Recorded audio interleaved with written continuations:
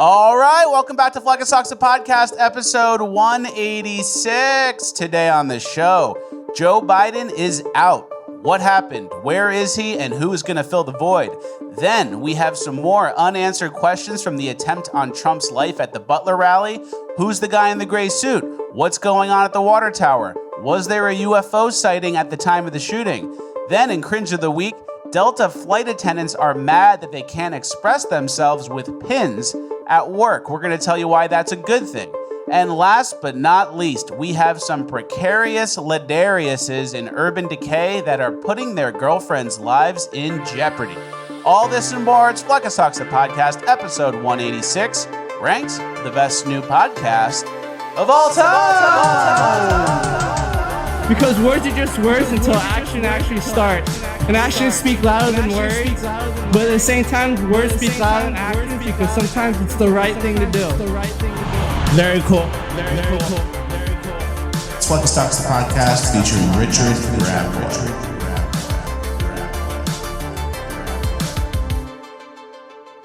All right, one for one on the intro. As always, guys, heavy news day, no ad. We have to get straight to the show. Busy guys. Yeah. First, no time. First things first, as everyone knows, Joe Biden has stepped out. Yeah. He's done. Well, according to a tweet from his account. According to a post on Twitter. Yeah. But Biden is out. We're not really surprised. We kind of saw this coming for a while now. And we have a breakdown of the situation in a tweet. Can you give that a read? Yeah, from Todd Starnes. He said, "Something smells. Why would President Biden announce such a momentous and historic decision on a Sunday afternoon on a social media platform? The letter he posted was not written on White House stationery, and his signature appeared to be photoshopped. Also, Biden's signature was underlined, and typically he does not include the underline in his name. His staff only found out once the message had been posted on X, and cabinet members were notified by the chief of staff, not Biden. The last time the public saw Biden, he feebly walked down the stairs of Air Force One and had to be physically assisted into the presidential limo." I think we showed that clip. Yeah. He has not been seen in the public since. How do we know Biden wrote that letter? And how do we know Biden posted the letter on his X page? There wasn't even an official White House photograph of the moment. His brother, Frank Biden, told CBS News that his health absolutely was the deciding factor in the decision. And then he told CBS, "Selfishly, I will have him back to enjoy whatever time he has left." Is President Biden still alive? Is he awake and alert? Is he in command of his faculties? With respect, we need to see proof of life. Yeah, exactly. Proof of life is very much needed at that point. And like that post said, his signature doesn't really match his other signatures from executive orders. You can see he kind of does J.R. Biden, and then this one was like J.R. Biden with an underline. But it kind of has like the dementia signature where it's like you've seen Van Gogh's self-portrait over time as he descended into chaos. It's one of those things. And I don't even know if it's Van Gogh, but one of those guys. It could be one of those things, exactly. It does kind of look like a dementia signature. But the question is Joe Biden still alive? Yeah. As of right now, we haven't heard or seen anything from him. And I personally think yes, because a death, a corpse is hard to hide. And then it's like you turn into staff members scrambling to see how long they can hide it. So I think he's just like a really sick old dementia patient who kind of quit. You ever see like old people, like a grandpa who like his family takes away his car, take away his car keys or something? They kind of do get into like a deep depression. And that's me personally, I think. I know you'll probably be more schizo and he's dead or they're holding up his head like this. Or they get Jim Carrey in the bodysuit. Yeah, Jim Carrey in the bodysuit. You keep saying that before we started filming. But yeah, like there is like a legitimate, like I've been defeated, I'm done old man thing that happens. And you kind of get depressed. You stop shaving. You have that like neck beard. So I think we're in one of those situations. I could see that. And I also think they've been, because of his dementia, they've been giving him uppies. Yeah, of course. Him like uppers and pills and injectables. But I think now that he's done and he's cooked, they're not going to give him those uppies anymore. So his performance, if he is still alive, is going to go sleepy grandpa. And then everyone's going to go, okay, good thing we got rid of this guy. But I think it's really going to accelerate. Charlie Kirk had an interesting post based on some, I guess, insider whistleblower types from the Las Vegas Police Department. Yeah. Can you give it a read? There's a lot of reading this episode, but it's worth it. He said, "Got a weird lead on a story that people should look into. I got a call from a source close to Las Vegas Metro. The official story was that Joe Biden's trip was cut short last week due to COVID. However, according to this source, U.S. Secret Service informed Las Vegas Metro that there was an emergency situation involving Joe Biden and to close necessary streets so that POTUS could be transported immediately to University Medical, which they began to do in earnest. Then, mysteriously, there was a stand-down order, and the United States Secret Service informed local Vegas PD that they were going to medevac POTUS to Johns Hopkins, which they presumed meant fly him back east ASAP. Apparently, the rumor mill in the police department was that Joe Biden was dying or possibly already dead. Wow. Yeah. So that's interesting. So that's the rumor mill. Again, guys, let's not get too schizo, I think, because it's really, really hard to hide a body, and then they immediately swear someone in. It's not like if Kamala was sworn in, that would help her reelection chances, right? Yeah. It gives her 4 months or whatever to be president, and then it's like half an incumbent or something, you know? That's a good point. So, and there is a situation here, too, which doesn't make sense and kind of proves the maybe he's not alive theory. Joe Biden could have done a press conference or an Oval Office announcement and said, I'm not running for re-election. I fully endorse Kamala Harris. That would have had like 50 million people watching. Exactly. That would have been like the biggest presidential announcement in a long time. So he didn't do that, which tells me that he didn't have the ability to do it. But we can't jump to that conclusion. And that leads me I will. Yeah. And that leads me to say my theory about like the depressed old guy who's like growing out stubble and like his hair's all wily. He can't even take a picture of him like fake signing this thing. Yeah. So I don't know. So what I think happened is they wrote it up. They put his signature on it. Didn't even get his consent. He probably doesn't even know what's going on. They stopped giving him the uppers, so he's not even cognitively there. He's just an old grandpa. They say, Jill, we're doing this. And Jill's the only one fighting for him. And then they go, okay. And it's just a literal coup part 2. Yeah. It's another coup. They keep doing coups. I know. It's pretty impressive. They like the word. They enjoy it. And then keep in mind, too, this exact scenario we're in with Joe Biden stepping down because of a medical thing is something he said on camera during a CNN interview. Play that clip, please. And I told Barack, if I reach something where there's a fundamental disagreement we have based on a moral principle, I'll develop some disease and say I have to resign. We don't have that. We haven't, and we discussed it. Kamala smiling. We played it late to see Kamala smiling at that. Yeah, it's one of those situations where maybe Joe Biden was briefed on a secret plan. It's like, hey, Joe, if it doesn't work out, we'll just say you got COVID and then you can step down. And then he says it out loud and everyone's going, oh, shut the fuck up. Yeah. Joe, please. Yeah. And then Kamala yesterday went to Delaware to meet with Joe Biden, who may or may not be alive. Check this out. In the interest of keeping you apprised of every detail about this fast-moving election, we want to show you live images of Vice President Harris right now. She's traveling from Joint Base Andrews to Wilmington, Delaware. She's expected to meet with campaign workers at what had previously been the headquarters for the Biden-Harris re-election campaign. So she's getting together with Joe Biden. Well, Joe Biden's staffers. Yeah. Joe Biden's still retarded, remember? Yeah, exactly. So we don't know what's going on. We're filming this a little late, and I guess we'll see how it develops. But she hasn't been on camera either. She hasn't been on camera a lot. You think someone would address us? Someone would say something. Someone would come out and just say what's going on. Yeah. But her going to Delaware like this, the chance that Joe Biden is no longer alive, or maybe he has a terminal illness that's going to result in the end of his presidency. Yeah.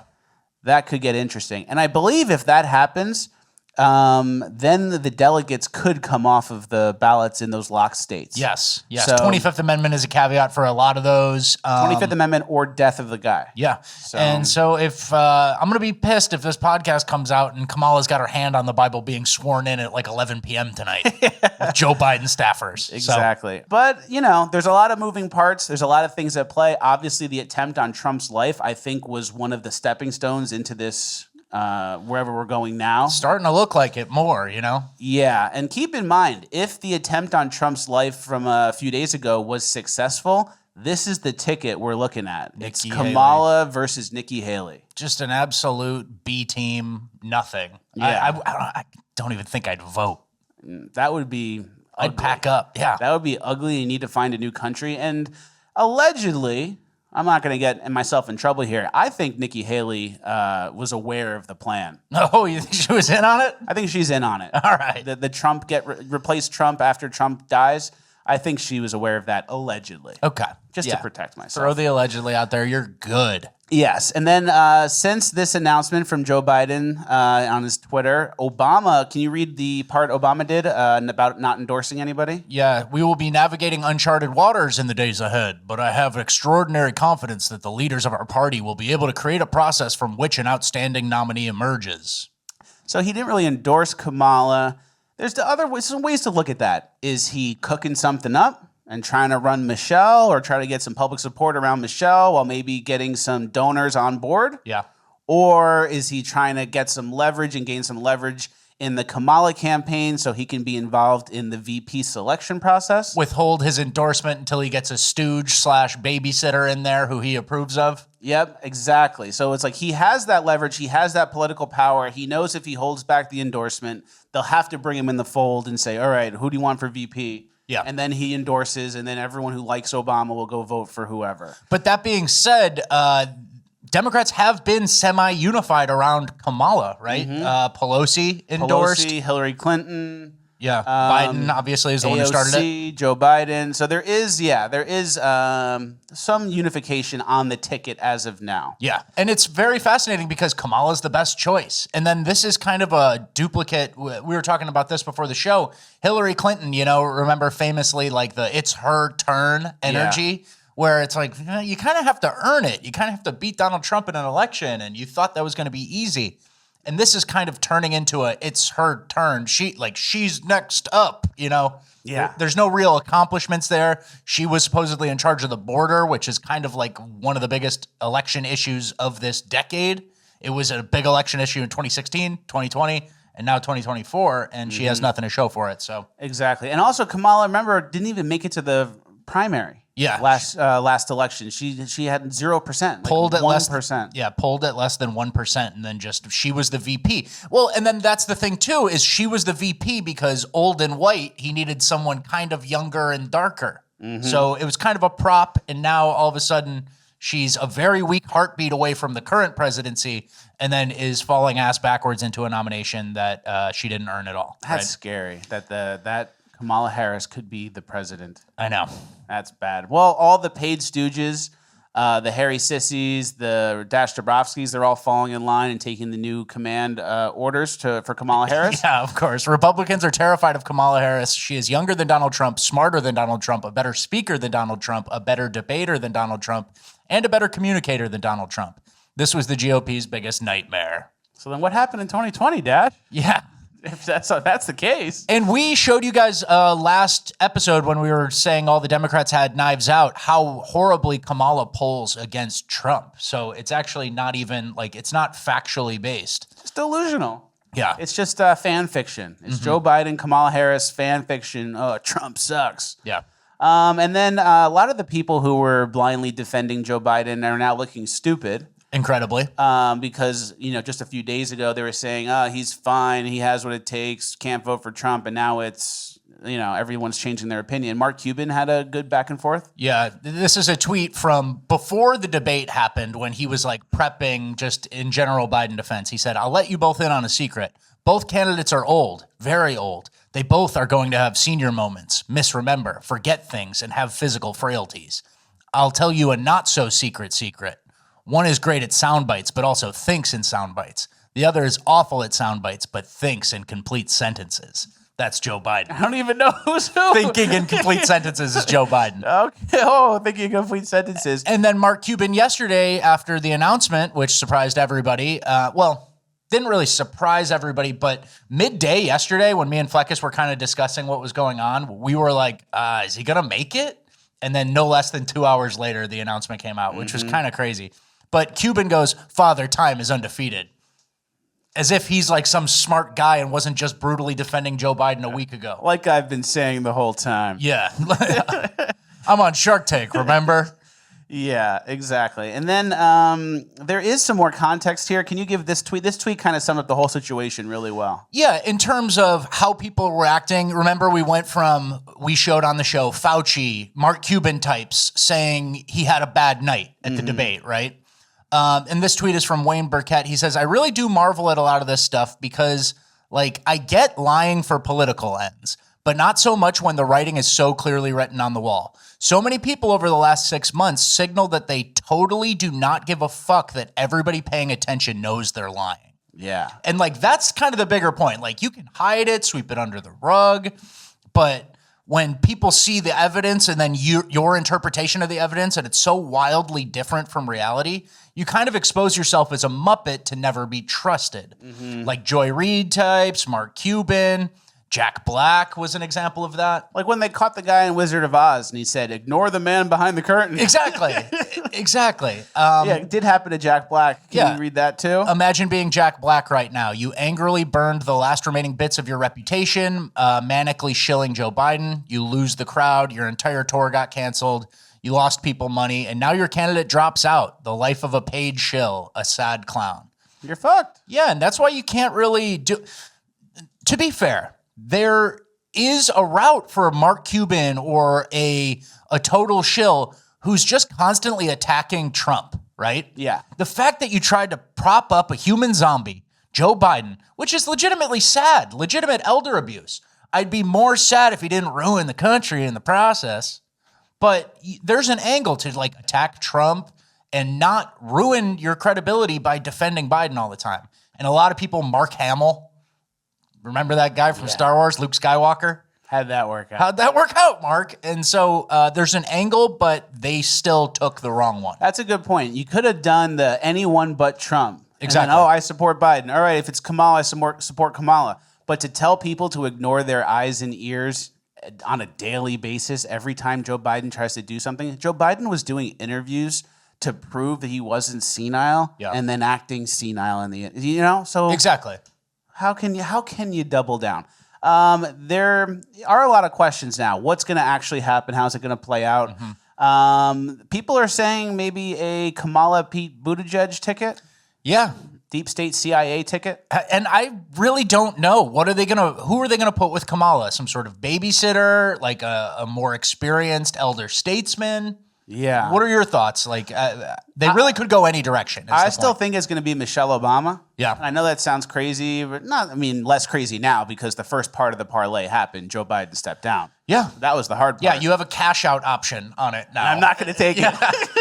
But I think it's going to be Michelle Obama. And a lot of people will say, oh, that can't be because the delegates' names are locked in Wisconsin and Nevada and all these other states, so it's impossible to win based on the current standing with everyone. Like Joe Biden is still on the ticket. He has to be. Doesn't matter. Yeah. I think the Democrats will just do whatever they want. I think the rules get bent for a certain party in every state. And What are we talking about? They just say, these are unprecedented times, and then ignore laws that are on the books. Remember the mail-in ballot stuff? Yeah. And it ended up being unconstitutional? And they go, that's all right. Too late. Already counted them. We're going to do it anyway. Yeah, that was on November 9th. We already did that. Yeah. Or when they said, you have to get it in by a certain hour. Anything after is not going to get counted. We're Georgia. We're ignoring that. We want to count them. Yeah. So the rules are the rules, but in a world where the rules are constantly being bent and broken, I would not be In one surprised- direction. In one direction. Yeah.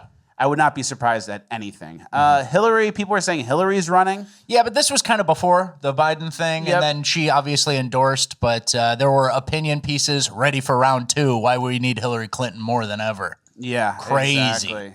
Why we need Hillary Clinton more than ever? And she's been like on the couch, There's a certain like 5, 6, 8 year period where she hasn't really done anything other than catty news hits and then like going on The View once in a while. Yeah, exactly. And also, this is like an unfortunate thing to say.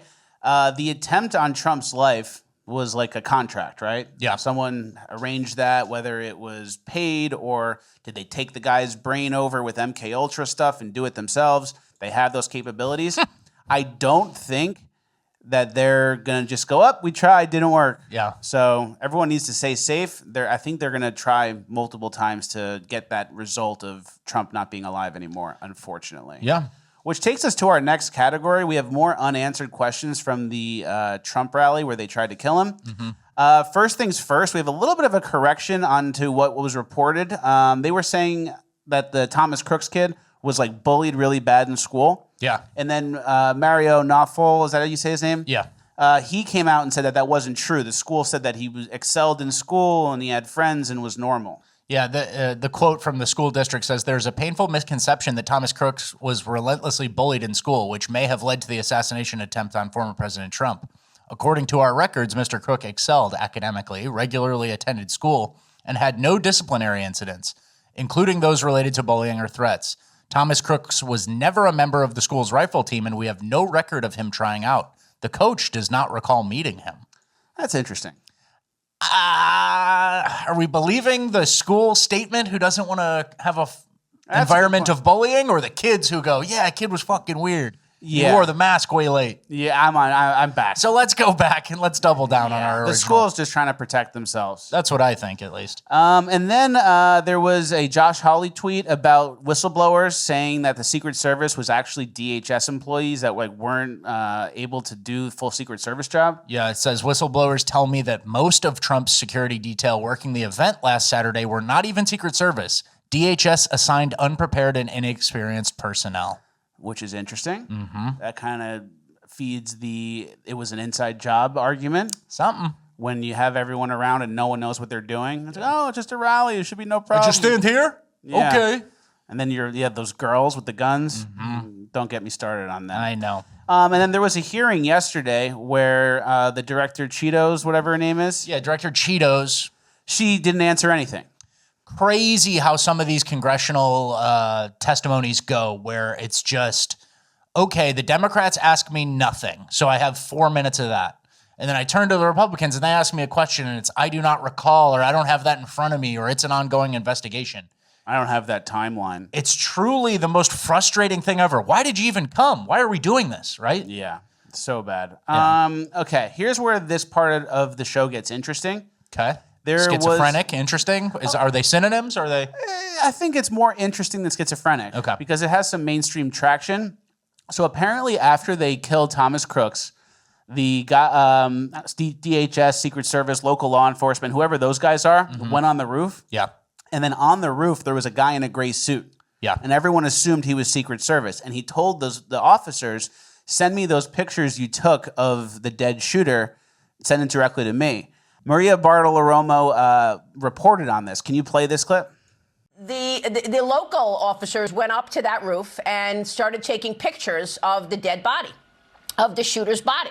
So suddenly a guy in a gray suit walks up the ladder and goes up to the roof. And this guy in the gray suit, who didn't appear to have credentials, everybody assumed he was the Secret Service. So he tells one of the local law enforcement, send those pictures to this cell phone. And he gives him a number. And everybody assumed, well, that must be Secret Service. It turns out it wasn't Secret Service. So we're going to tell you exactly who that person was and what agency the local enforcement sent the pictures to. Ron Johnson has it all in his preliminary report, and it's pretty incredible. So we're digging deep into this investigation of that. So that's weird. Yeah. A random guy, and apparently he's an ATF agent. Wow. So a random ATF agent's there, and then he goes on the roof, doesn't show credentials, and says, send me all these pictures. And then here's a video of him kind of in the background later on. What happened if there is a suspect? There he is, the gray suit guy again. He's inserting himself. Yeah. He's involved in a lot. It's very strange. And he's like they're calling him a rogue ATF agent. And I thought it was weird that we saw the dead face picture of Thomas Crooks so quickly on Twitter immediately after the shooting, right? Like, isn't that kind of like his dead face on the roof? You'd think that would be released on their terms. Apparently, they're just texting it to whoever. Hey, you want it too? Like the guy in a Trump hat. Text me that. Hey, yo, the guy in the visor with the hair. You want it?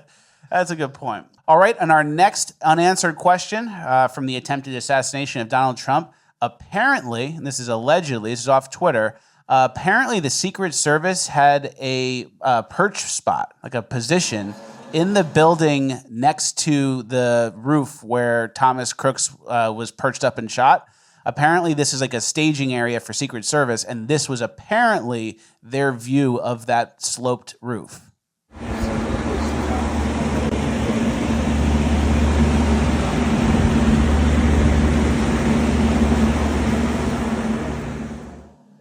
So, allegedly, they had people in that room, in that conference room, that day, and that was their view of Thomas Crooks, which obviously would make it seem like it's some sort of inside job or corroboration. Not looking good.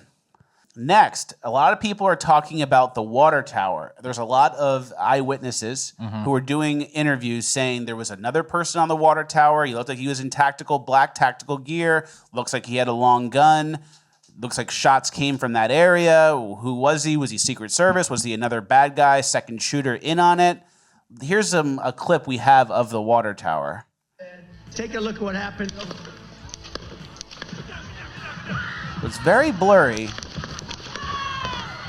But during the time of the shooting, there's someone moving behind that thing. Yeah. On the water tower. There's something happening, right? Yes, exactly. And then if you fast forward on this, you can see they try to do their best to zoom in. It's so blurry. They try to do their best to zoom in and then kind of generate an image, and it kind of looks like they see black tactical gear and a long gun. Yeah, I don't... So that would be I can't say anything about that. That would be a true deep state secret agent situation right there. Yeah. And Anna Paulina Luna, she tweeted this. Can you give that a read? She said, after leaving oversight briefing this AM, I am convinced now more than ever that Crooks was not working alone. That's interesting. So that's kind of some information that the general public doesn't get, that certain Congress people have access to. So not a great sign. Not a good sign for the theory that it was just a lone gunman, weird 20-year-old kid. Who may or may not have been bullied in high school. Exactly. And the Oversight Project on Twitter has been tweeting different cell phones that are kind of linked to him, that are bouncing around different areas, trying to create a map of like who was interacting with Thomas Crooks. And so, I don't know, it's kind of unclear at this moment, but some people are working on it. It looks like it's not like a lone person, right? Exactly. And there was also a doctor on Twitter who was doing like a forensic audio breakdown of the shooting and all the bullets and the sounds.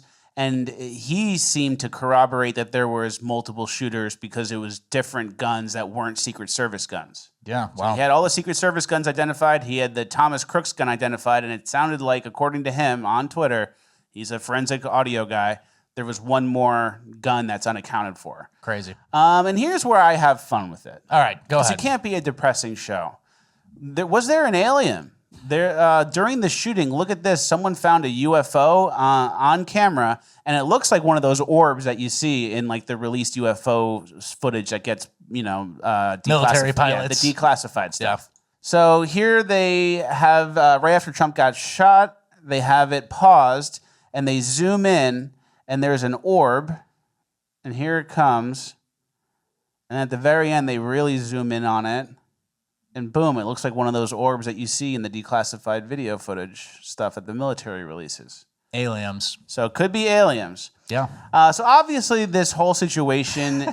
Just say, yeah, I'm so done with you. It's like I just go, yeah. Well, that was aliens. An orb. That was an orb. I don't know what that was. I don't know what's on the water tower. I don't know anything. I want to know what Anna Paulina Luna saw in that meeting. That's what I want. But orbs, they go near nuclear power plants that are at risk. They apparently, back in the day, were turning off nuclear bombs. They go to nuclear testing sites. So whenever the world is about to do something that might be like... brinksmanship. Beyond the point of no return, exactly, the aliens kind of insert themselves and go, chill. We're not going to do a nuke. You're not going to shoot Trump. So that could be what's going on. All right. But don't worry, no matter what, the feds are looking into this, and they're going to get to the bottom of it. They're in charge of the investigation. Speaking of feds... Do you remember when Gretchen Whitmer was apparently going to get kidnapped and they had that whole plot together? Yeah. Here's one of the guys who was entrapped in that plot, who has just had his charges dropped entirely. Listen to what he says about that whole entrapment FBI situation. Sign here, Whitmer kidnap plot victim. Wait, you were one of them? Yes, sir. You were one of the ones. I've talked to you for a very long time. Real quick, I'm going to go back to Miranda, but tell me real quick. We only got about 20 seconds.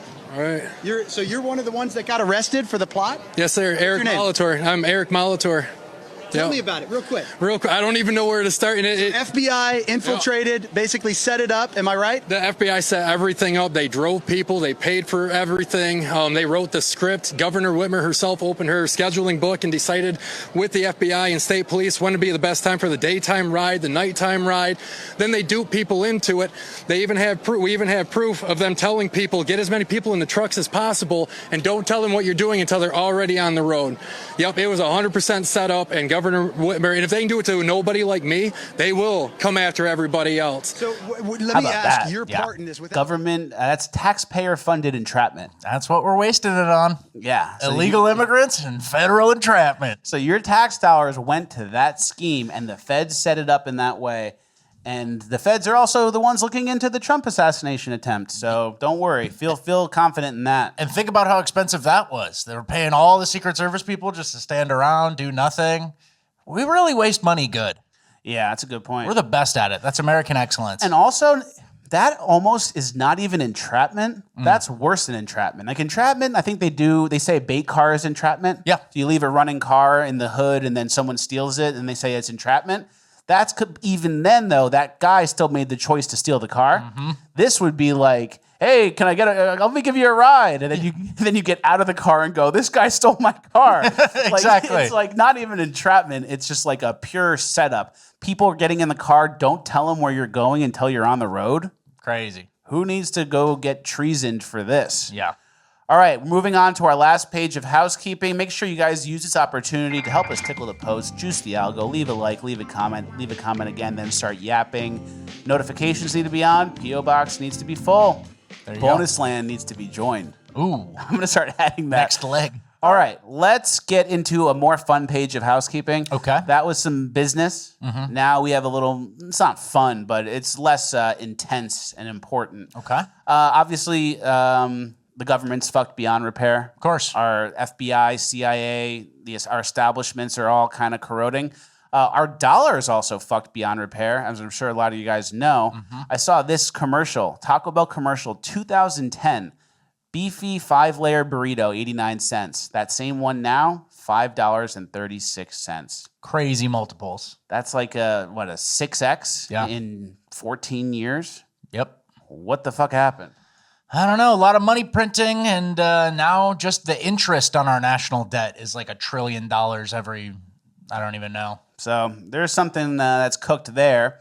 And then our food, as you guys know, is fucked as well beyond repair. People think they're healthy when they drink oat milk. Yeah. Oh, I'm drinking oat milk. I don't like regular milk. Hurts my stomach. Oat milk's good for you. I buy it at Whole Foods. Oat milk has the same glycemic load of Coke and as much oil as a serving of French fries from McDonald's. Tricked you again. When you drink that oat milk, you look at the ingredients, it's all seed oils. Crazy. And if you start your day with that every day, and at the end of the day, you put a picture of all the food you ate based on ingredients, it's like you drank this much oil today. Disgusting. What is that going to do to you? You know? That's why eating normal foods, basic normal foods, food stuff that God made, you can load up that table at the end of the day of all the things you ate. And it's like, oh, I ate steak. I ate milk. I ate cheese. You know, way better that way. Dairy. Yeah, exactly. Ain't nothing wrong with dairy. And then our last piece of housekeeping, Rat Boy and I went and saw Twisters over the weekend.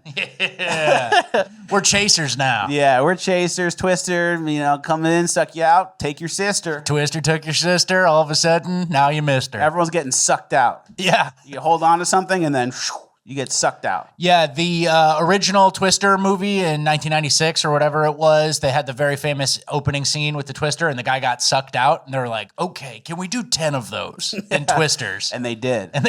And we watched the old Twister over again and it kind of sucked. Yeah, the new Twisters is better. New Twisters is way better. And then what I noticed when you go to the movies, they do previews before the movie. Every upcoming movie that's like a horror film, it's all crazy white guys. Crazy white guy kidnaps this family. Crazy white guy has these people locked in his basement. He looks normal, but he's really crazy and horrible. So it's all crazy white guy movies coming. And then Wicked, which is a affiliate of Wizard of Oz. Yeah. Wicked's coming out, and there's no white people in the main characters of that at all. The closest one is Selena Gomez. Ariana Grande. Who's white passing, maybe. Yeah, so no one is white in that movie, and it's Wizard of Oz, which is like Americana early 1900s movie. Yeah. So we kind of just have to add that to the graph of all of the whitewashing, the white replacement that's going on in movies with Disney and Marvel and everything. Yeah. We have a little graph behind us of every white character with red hair that got replaced with someone who's black. Yeah, you already know the score. We know what's going on there. And then our last clip, it's more of a fun clip. there's a new gigantic Chinese woman basketball player, and she's going to potentially ruin the entire sport of women's basketball.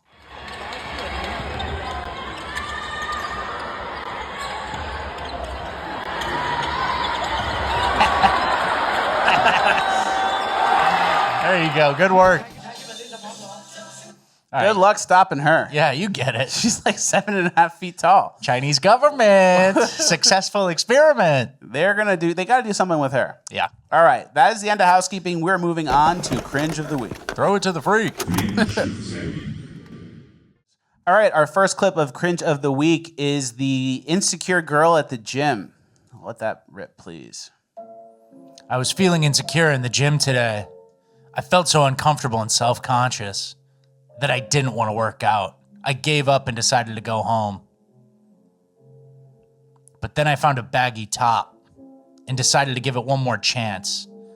I started again and picked exercises without mirrors. I pushed myself as hard as I could. I ended up hitting a PR, and I tried to forget about my appearance. I'm so glad I pushed on. Not every day will be a good day, but that's okay. Yeah, so you wore your underwear to the gym and then felt insecure, but then you put on a t-shirt and you felt better.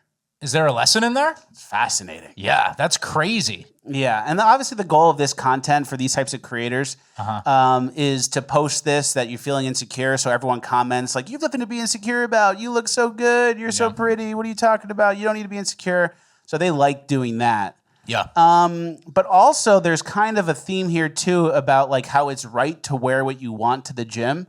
So if you wear your underwear to the gym and you're basically naked in the gym and you feel insecure or uncomfortable, that's not a reflection of you wearing something inappropriate to the gym. It's a reflection of society not being to the right standards where you should feel confident in your underwear. Yeah, society's horrible. You should be able to wear stuff that goes right into your ass all the time, constantly. Yeah. Exactly. So it's actually bad advice for girls because like the goal of this content would be like, if I can wear this, you can feel confident in what you want. And then it gets girls to wear like slutty clothes to the gym. Even if you're fat. Yeah. Even if you're really fat. And then you wear like tan leggings. Yeah. It's a confusing thing. Yeah, exactly. And any pushback or someone saying that you're wearing something inappropriate, that's like the part of society that needs to change. Yeah. And it's kind of like the same thing girls do. You know that, I think it's a Marilyn Monroe quote where they say while-behaved women barely make history. Yeah. Or rarely make history. Yeah. And then everyone like thinks that's empowering which encourages everyone to go be a slut, basically. Yeah. Like it's good. That's like a justification for doing the most horrible, shitty behavior to a guy or one of your friends ever. Like, well, Marilyn Monroe, who brutally died, she said, well-behaved women. And it's probably not even her quote. It was co-opted or something. Yeah. So it's like kind of like a psyop. Yeah. Where like you should wear your underwear to the gym. You should be a confident slut. And if you're not, that's because society's fucked up, not because it's like brutally going against your natural instincts of what's appropriate and what's not. Yeah. And at the end of the day, this girl just made up a situation and started filming at the gym. Yeah. She made up a situation and started filming at the gym to generate comments online, both hate and positive reinforcement. And then that's called sneaking into the algorithm with some fake shit. That's a good point. And her whole thing was I was not confident and insecure. And she has a tripod set up. Yeah. I don't know about you. Like, if you had to like do a FaceTime video or take a selfie, imagine taking a selfie at like the airport. Yeah. It would be like embarrassing. Like I wouldn't go, like I would be like, it's kind of gay. Let's stop. Let's not. So like you're confident enough to set up a tripod, film yourself with people in the background. Everyone sees you filming yourself in your underwear. I'm so not confident today. It takes a lot of confidence to set up a tripod. Yep. Let's leave it at that. Bad. Speaking of slut shaming, and let's continue. Let's continue, shall we? What's her name? Drea De Matteo. Drea De Matteo. Adriana for The Sopranos. Yeah. She does OnlyFans content. Yeah. And here she admits that her child, her 13-year-old son, helps her edit it.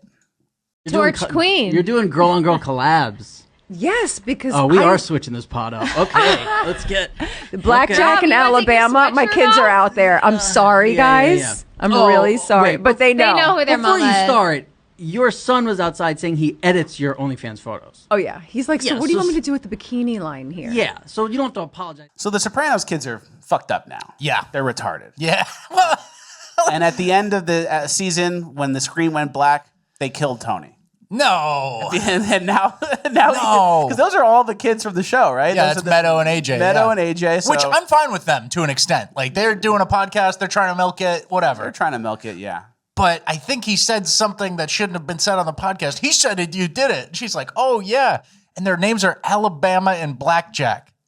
And their mom's doing OnlyFans. It's one of those self-fulfilling prophecies, right? You guys got to just stay in the trailer. That's that's like accidentally admitting, like, oh, yeah, I go shopping and I lock the doors and I leave my kids in the hot car.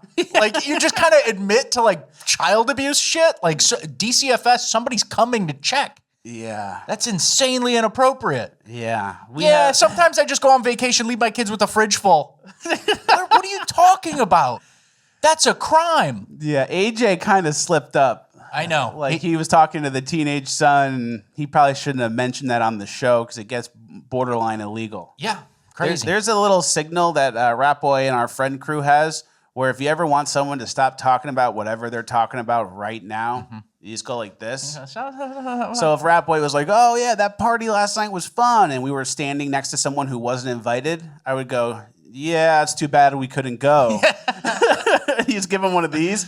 So that's when the Drea should have just been like, no, that's not my son. Yeah, and fortunately for us, we never have to use it in the context of a 13-year-old with access to OnlyFans pics.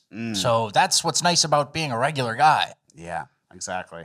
We're still in Cringe. I want to do a quick check-in. Okay. You know those the fat fatties who do the Disney? And they go, hey, how fat do you have to be to go to Disney? Hey, am I fat enough to get in? Am I too fat for the ride? Yeah, plus-size park hoppers. What can I eat? What can I feed on while I'm there? Can I sit in this or will it blow out? So they're at Disney. And I saw you watching some of their content. You were trying to learn if you could. I think they blocked me.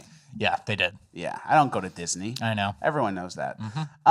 So the park hoppers, the plus-size park hoppers, they're at the park. It's the summer, and they're having some issues. Let's check in with them. You've been dying to get the Disney rash? No, probably not, but it does happen. Hey everyone, we're plus-size park hoppers and we range in sizes from 2X to 5X. Be sure you like this video and follow us from our plus-size Disney tips and tricks. If you don't know what the Disney rash is, consider yourself lucky. It's also known as exercise-induced vasculitis. It can happen when you're exposed to heat and if you're exercising for a long period of time, which are both super common in Disney World because you can walk between 5 and 10 miles a day. The rash typically appears on exposed parts of your lower legs. It can cause an itching and burning sensation and just be downright uncomfortable. First aid recommended using aloe vera and cortisone to ease the symptoms. We've also seen some people put sunblock on their lower legs to try to prevent it. That's something we're going to try on our next trip. Cooling the area with an ice pack or a cold shower can also provide relief. Lowering your body temperature and elevating your legs are also known to help. We don't all experience Disney rash, but those of us who do come prepared with aloe vera and cortisone in their park bags.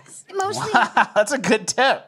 Yeah. So if you walk for the first time in years, your fat legs will rub against each other, and then you need cream for that. And then your blood vessels, there's some reaction. They go, whoa, whoa, whoa, we're firing up after all these years and not doing anything? What are we moving for? Yeah, what is this?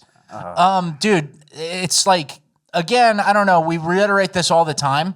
Filming your rock bottom moments to help other rock bottom people, it does, like, this is rock bottom. In the hotel room, fat, legs up, stinking up the place. I can't even believe this, that someone would post that. If these people said, oh, I wasn't feeling confident at the gym today, I'd go, I get it. The other girl made it up. These people have real issues. Yeah. But man, ignoring those rock bottom signals, it's like, warning, warning. You're flying a plane, and it's like, terrain, pull up, warning, warning. And you're like, hello, welcome to the plane. This is how you drive through a mountain range. Yeah, this is how you, while ignoring all the beeping.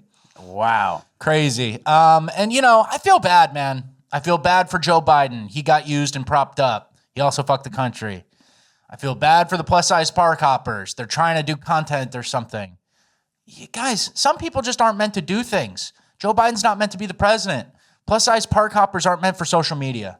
It's an evil world out there. Not everyone's meant to walk 5 to 10 miles at Disney. Certain builds, Certain builds can't. That's like your body rejecting it, saying like, basically, I don't know if it's exactly how it works, but I would guess it's your body doing a reaction to the exercise. So you go, ooh, my legs hurt when they go together. I'm not going to walk anymore. It's like your body trying to get you to stop because you're going to hurt your body, before you do whatever it is you want to do. It's ugly, guys, and it's cringe. It's cringe. And it's squarely in cringe. And that takes us to page 2 of cringe. All right. Delta has a flag pin issue. Okay. So you know some of the background on this? Yeah, basically, this was the original tweet that started it all off. Somebody said, since 2001, we take our shoes off in every airport because of terrorist attack on U.S. soil. Now imagine getting into a Delta flight and seeing workers with Hamas badges in the air. What would you do? And it's these two, Middle Eastern type, a little half gay guy. Actually, he's a male flight attendant. I'm elevating that to full gay. Full gay. And they're both wearing Palestinian flags, They're trying to serve you your Diet Coke or a coffee or an orange juice, and they're wearing their Palestine flags. And Delta initially replied to this. The corporate account on Twitter said, I hear you, as I'd be terrified as well, personally. Our employees reflect our culture, and we do not take it lightly when our policy is not being followed. Which, who's on the other end of that? Some sort of Zionists, who's running the Twitter account? They took that personally, right? Yeah, of course. You would not expect a corporate account to kind of add that personal flair, that editorialization of that. Talk like a 22-year-old from NYU. Yeah, exactly. Who's got a Jewish friend or at a minimum something. But so I thought that was funny. Delta ultimately deleted that tweet, that reply, because that kind of caused backlash, got both sides mad. But then since then, they came out and said no more pins, no more flair.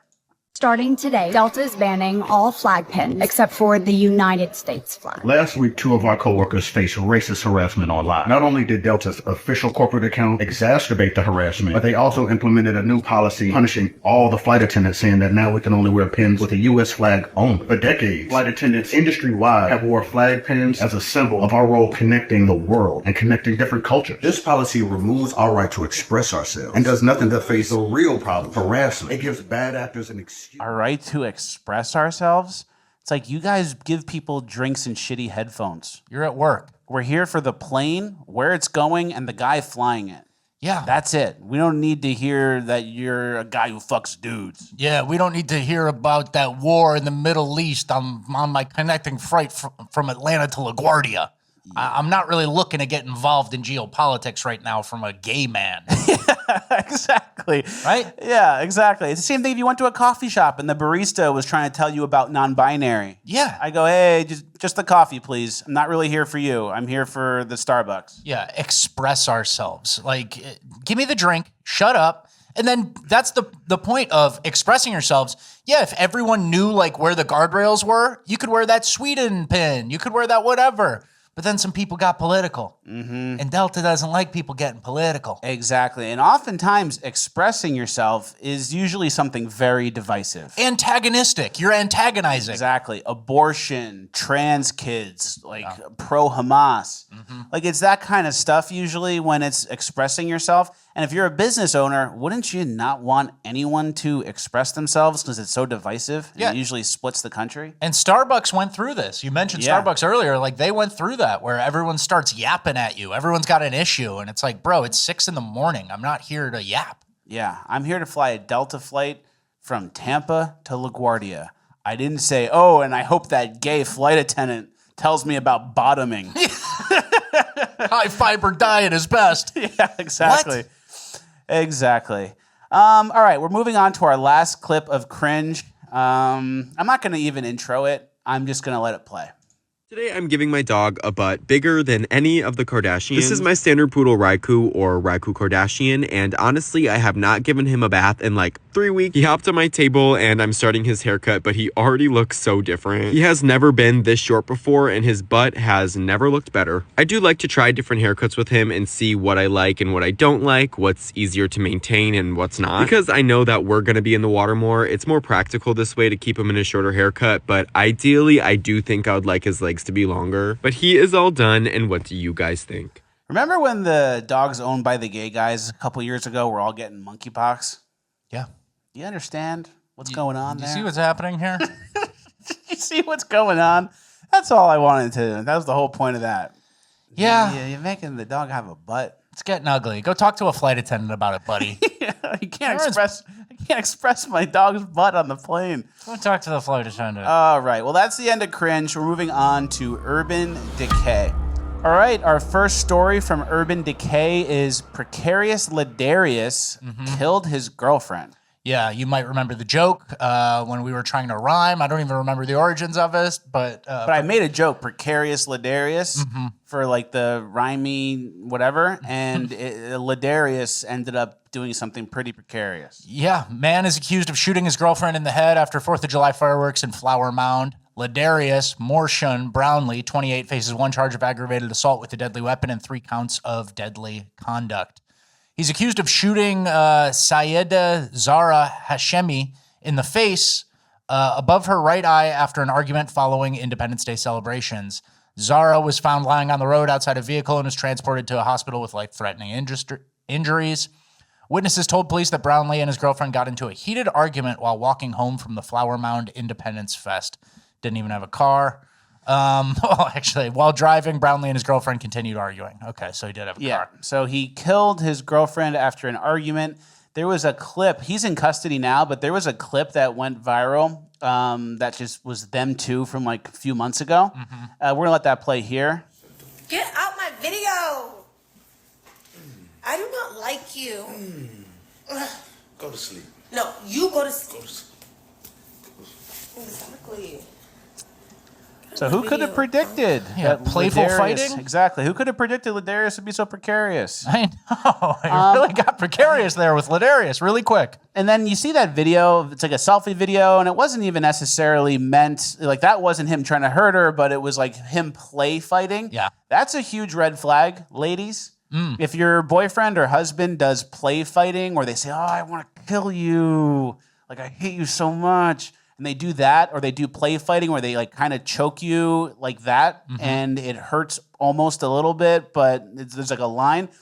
That is a red flag. Okay. Because if in a relationship, you're always the protector. There's no world where you need to physically like semi-hurt your wife or girlfriend, especially on camera like that. Like it's like a peek behind the curtain into how bad things really could get. Yeah. Like hurting your girlfriend should be off the table. For sure. But if you're just play fighting and you're choking her, that is like a sign that the ability to hurt the girlfriend from the boyfriend's perspective is on the table. Okay. You know? So that's a red flag, I would say. Whenever you see that, and whenever you see someone like, even in photos, like they'll do it in photos kind of and just like do like a choke thing. It's not a good sign. Yeah. And obviously Ladarius, you know, we never trusted him from the name from the beginning. But we also checked in from Confirmed Miser on Twitter, who always does this when someone makes the headlines, checked in and saw their PPP loan status. He says, I hope that small business owner Ladarius Brownlee learns his lesson that domestic violence is never acceptable. PPP. So he got a free $10,000 from the taxpayer that was forgiven there. Good. Dallas, Texas. Right into a Hellcat. Yeah. Right into a stolen Hellcat off a Facebook Marketplace. Put it in a Hellcat. And then we have another precarious Ladarius. This precarious Ladarius was driving in the car with his girlfriend and child, running from the police. Not relaxing when you got my baby in the car and they got guns pointed to the car and they about to hit the car, bro. You're not thinking about your baby right now. You finna get our baby too. A desperate plea to escape as a suspect live streams a dangerous pursuit with his 2-month-old baby and the child's mother in the backseat. Hey, you gotta pull over and put your hands up, bro. My baby's in the car, bro. The video now part of the investigation into the heart-pounding pursuit. Right through the red light, around traffic. It all began when authorities tried to stop a robbery suspect in Exposition Park. He was one of 3 men being pursued after a robbery in Beverly Hills. They bailed out of their car. 2 were arrested. The third, investigators say, carjacked his child's mother and continued the pursuit, adding in the live stream. It's our baby, bro. You gotta stop. Sheriff's deputies surrounding the car, guns drawn, everyone on edge, knowing the infant was in the car and at risk. The dangerous driver finally given up. Live streaming. Live streaming, baby in the car, guns drawn, high-speed chase. What do you think he was thinking? I think it was like one thought. Like, you know how we always say that people are kind of, if they're in that repeating mode, it's time to get away and they're about to go crazy. I bet he was thinking, gotta get away, gotta get away, Yeah. gotta get away. I think he was thinking, that's it. Just looking, they're still there. Gotta keep going. Not a thought behind those eyes. And then, the girlfriend was sort of in some sort of urban dialect. So, she kind of made her bed a little bit. Interracial marriage there. Yeah. I don't know. When you hitch up with the Ladarius, yeah, it kind of can get pretty precarious easily when they stick around. And that's where the name comes from, guys. It didn't come from nowhere. Yeah, but then there's also times where the Ladariuses don't stick around. Mm-hmm. And that takes us to our next clip, the single mom doing the food stamps video. I've been awake for the past 2 years. I don't understand why you still have to go inside to get the stuff. But since we're here, I figured I'd show you guys how to use yours, because it can be kind of intimidating at first. Mind you, this is for Indiana. You're going to download that app right there, and then it'll pull up a screen like this once you log in. I don't remember how you set the account up, but here are my benefits. I forgot Walmart doesn't take Apple Pay, and I have to get diapers and stuff, so we're at Meijer. Show you guys how to find the stores that are accepted near you. Literally everything is going to be on your app, but right there, stores. All right, you get the point. You get the point. She tells you how to get the free government benefits and how to do it and how to shop. And she gets benefits, especially because she's a single mom. Mm-hmm. That's where most of it goes to, right, guys? Yeah. And then this next thing is actually the whole point of that video. Mm-hmm. So she had a baby with whoever. The guy didn't stick around. Now she's raising a kid by herself. You guys know the stat. 70% of black children are born into fatherless houses. Yep. Did you know that when the father is black and the mother is white, the number is way higher? Can you read that? Yeah, it says 70% of black children are born out of wedlock. However, when the mother is white and the father black, the rate jumps to 97%. 98% of white mothers studied reported the father does not support their children financially. 97% report the father is not in the child's life, and 97% of the women have used welfare to help support themselves and their children. So that was what we just showed you. Wow. So if the mother is white and the father is black, 97% chance he does not stick around. You know the phrase statistically significant? Yeah. This is statistically, undeniable, glaring red flag thing. I don't know. Yeah, but it's white supremacy's holding these black folks back. Yeah, I don't, that's so lazy of you. But, I don't know. And part of it is a self-fulfilling prophecy. Every girl we've showed here has talked in kind of that hood accent. The first one wasn't even really white. But I think and I don't even know socioeconomically speaking, I can't even really make an assessment of what happens in the brains of some of these, don't give a shit mid-20s black guys. But something is happening in their brains that they don't respect you or they don't care, or it's an interracial thing that they don't see you as with them or on their team. And so I don't know. What is this? Let this be a lesson to people? Is this something everyone needs to think about? If you have a daughter who's kind of teetering on that, is it time for a conversation about that statistic right there? I think that statistic is a one-night stand situation a lot of times too. Yeah, or a lead you on for 3 weeks to get it.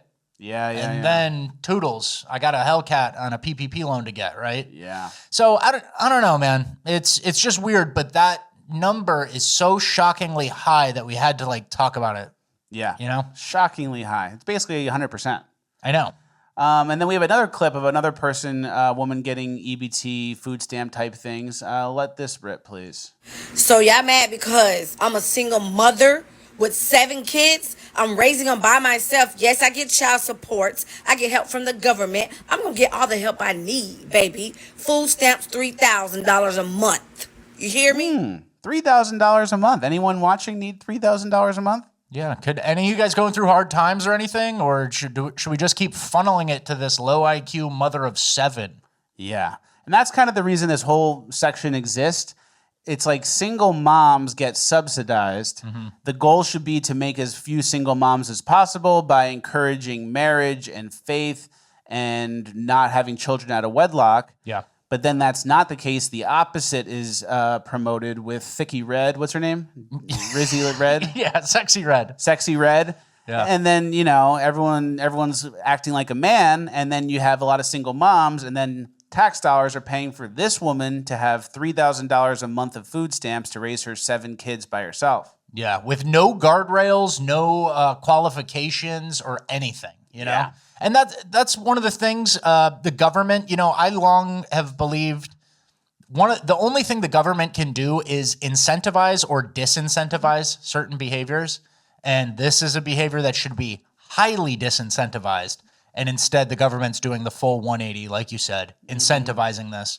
And like, you know, even if one of her baby daddies did want to marry her, it's like, why would I keep that income? Let's just keep it separate, you know, and keep taking money from the government, draining the taxpayer. And this is what you get: a loud, annoying person taking selfie videos about how they get $3,000 a month for food.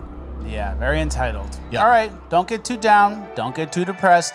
We're moving on to uplifting gold. We have good uplifting stuff today. All right, our first clip of uplifting gold is the guy at the golf course trying to get across the water. Oh, no. Concussion on the golf course. Wow. That's why you don't do that. No. You don't go for that. And you know what? I like it. Sometimes you got to eat shit and let the boys laugh at you. You sacrifice for the boys. That's a good point. You were never going to make it. It's slippery. Exactly. It's a fun day at the boys are out on the course. Me and Rapboy played the other day. And I'm going to say it was maybe the best golf experience of my life. Yeah. There was a foursome in front of us on hole 1. We jumped in front of them to hole 2, and then we saw nobody for the whole day, and we played like 27 holes. We played 18 holes in how long? 2 hours and 20 minutes? Maybe less. I holed out from 100 yards. Yeah. It was the best. It was a really good experience. One of those magical days, like you got an angel with you right now. Yeah. It was me golfing. We really had it, and we didn't see anybody out there. I almost did a DJ Khaled and popped the shirt. Yeah. He's been popping the shirt lately while playing golf. You notice that? He's looking sloppy. Something happened. DJ Khaled has gone downhill. And speaking of golf and content, Donald Trump is on Bryson DeChambeau's channel today, being released at some point today, trying to break 50. So that's going to be actually amazing content. And then I saw the teaser for it, and Trump does not have anything on his ear. So maybe it was shot before. It's pre-shooting Trump. Wow. Yeah. All right, let's go to the guy who has his friend help him with renovations. This is nice. It's always good to have your buddies help you. One pop. Absolutely. Don't pop the outside wall off, whatever you do. All right, 1, 2, 3. Whoops. Straight through. Kind of messed the studs straight through the floor. That's a pretty big pile of brick. Of course that was going to happen. Yeah. You know how much it weighs when you have like 50 bricks? Yeah. It's that all at once. You ever heard of the phrase brick by brick? You don't take it down whole chunk at a time. Yeah, exactly. Let's go to the guys who did some backyard fireworks. This was a great clip. This is good Americana. Bear, put your feet up there, bro. Just that's Wile E. Coyote shit. Just completely blown out. Oh. Imagine dying for that. All right. You do your whole life. You play Little League, you graduate, you get a job, you go work 40 hours a week for 20 years, and then you die like that. From a firework. For nothing. All right, let's go to the cat winning the ring toss. All right. Go, Teddy. No. Wait. I have to go. Let go. Lost to a cat. Pretty embarrassing. Yeah. Yeah, it's I like uplifting. That's America's Funniest Home Videos shit. Yep. That's the type of stuff they show. They go, whoa, and then like Mario Lopez or somebody like that goes, whoa, it has a one-liner. Yeah. But we just kind of speed through it. We speed Uplifting through gold. Yeah. Let's talk more about me holing out in the magical golf round. Yeah, that was cool.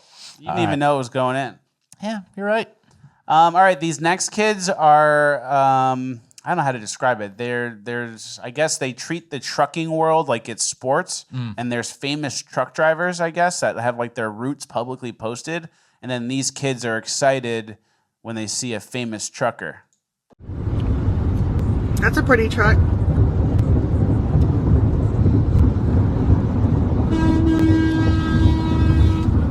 That's Michael Taylor! Mom, it's Michael Taylor!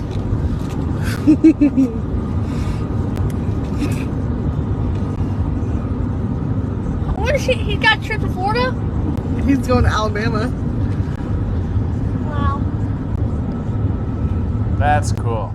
That's Michael Taylor. Now I want to look him up. Now I want to see what this guy's up to. And it's for truck driving. Yeah. Where is he driving the truck? Truckers drive America, guys. Remember that. That's true. That's true. Last clip of the whole show. The Helen Keller Festival Parade. This girl is a Helen Keller character actor. Yeah. Oh, right here, right here, right here.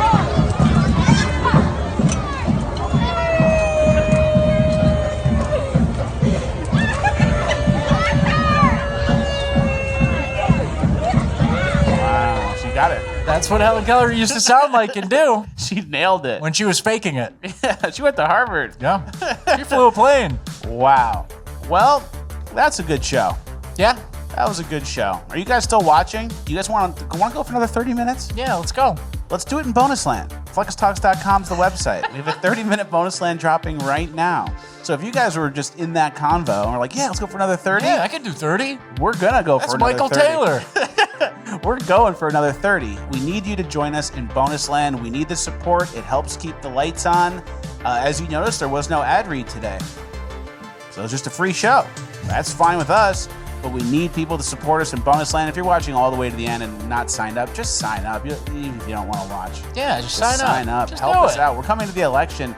This is an important show coming to the election. If you think that's true, we need you to sign up for bonus land to keep the lights on. All right. Thank you guys for watching. We'll see you in bonus land. Have you been dying to get the Disney rash? No, probably not, but it does happen.